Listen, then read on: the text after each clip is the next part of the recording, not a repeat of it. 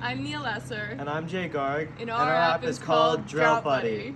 We were inspired by the ongoing drought in California and seek to help mitigate the average person's water footprint.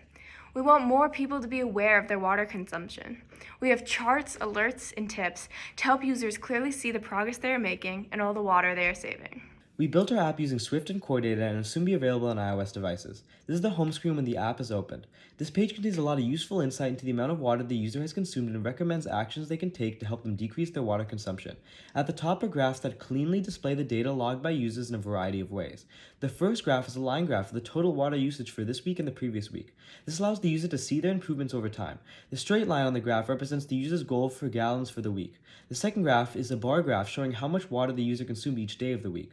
If the user clicks on the graphs, they can see the exact amount of gallons used on the chosen day. There are also two other graphs.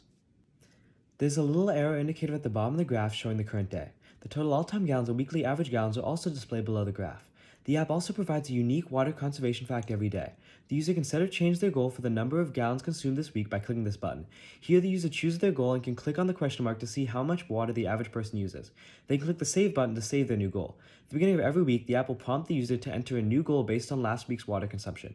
If the user exceeded their goal last week, the app will recommend they choose a higher goal and work harder to conserve extra water. While the user is below their gallon goal for the week, the app displays how many more gallons the user can consume. If the user exceeds their goal, the app will give them a warning and provide an extra random tip on how they can improve in the future. Let's log some data.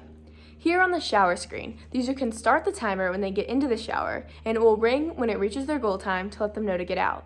My goal time is 5 minutes and 30 seconds. I'll come back when it rings to show the timer going off. The timer will continue to run till I stop it, and I have the option to restart the timer or continue it. Once the user presses save, their Drought Buddy will celebrate because they are taking the time to understand their water footprint.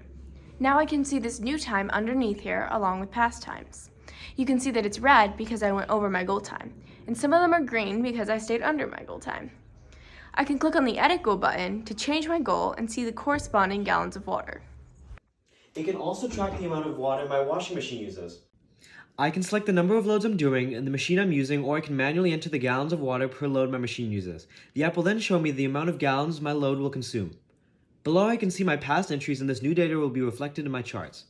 Finally, on the sprinkler screen, I can select the number of sprinkler heads in my lawn and the amount of time they ran, and see how many gallons that uses. If I reopen the app after logging this, I will receive a warning not to wash my lawn again this week.